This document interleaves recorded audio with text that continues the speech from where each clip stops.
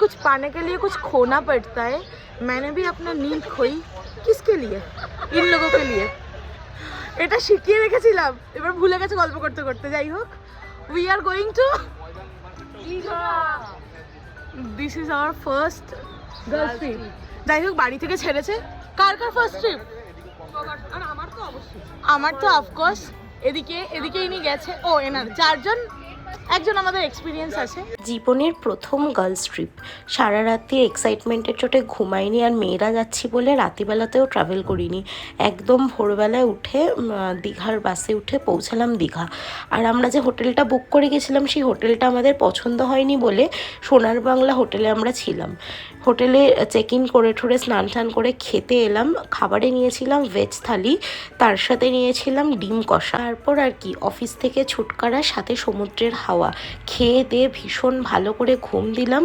আর সন্ধেবেলায় রেডি হয়ে বেরিয়ে পড়লাম দীঘার জগন্নাথ মন্দির দর্শনে।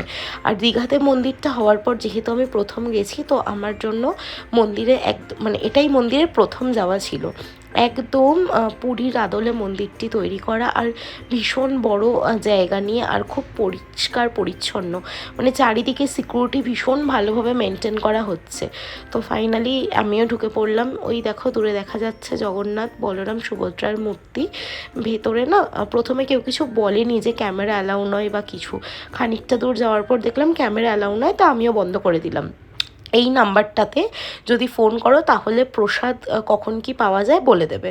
আর এই হলো সারা দিনের পর আমার সমুদ্র দর্শন।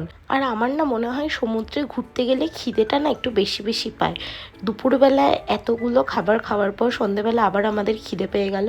তো অ্যাজ ইউজুয়াল খাওয়া দাওয়া করে আমরাও ফিরে এলাম। এবার শুরু হলো আমাদের উত্তম নাচ। কপিরাইট হয়ে যাবে বলে একটুখানি অরিজিনাল সাউন্ড তোমাদেরকে শোনালাম।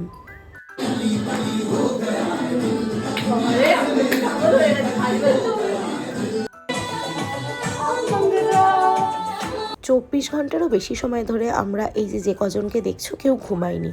হয়তো প্রথম গার্লস ট্রিপ বলে তাই এত হয়তো এক্সাইটেড হয়ে গেছি। তো আজকের মতন ডে 1 সম্পূর্ণ হলো। আর তোমাদের সাথে খুব শিগগির দেখা হচ্ছে ডে 2 দীঘার ভিডিও নিয়ে। টুডলস।